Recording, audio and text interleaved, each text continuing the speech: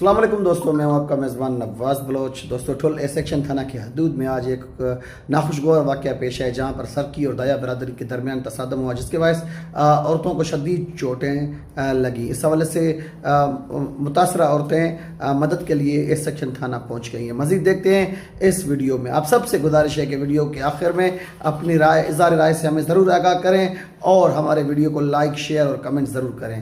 वस्सलाम।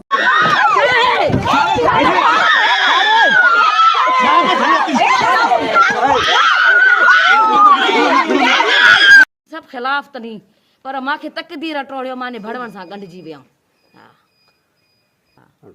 गोलियूं बि अबा हयूं तो घर में फायर कया तो मसां हालता कयूं तो मुंहिंजो अल्लाह इंसाफ़ कंदुनि। मां छा कंदी माण्हूअ जा बचा, मां कुझु नथी करे सघां, मां ग़रीब आहियां। गोलियूं त हाणे मुंहिंजे बचनि खे आया बसि सिधी फायर कयूं तो हे मुंहिंजा हे ॾिसो था हालत, ॾिसो मुंहिंजे घर जी हली करे। अल्लाह मुंहिंजो हक़ कंदो, मुंहिंजो फ़ैसिलो कंदो। बाक़ी इहे उघाड़ियूं आहिनि बा, थाणनि ते वञी पाण खे उघाड़ो हस्कारी बि कंदियूं आहिनि। इहो हिन जो धंधो ई अहिड़ो आहे, बसि धंधो ई हिननि जो अहिड़ो आहे, मां छा थी करे सघां।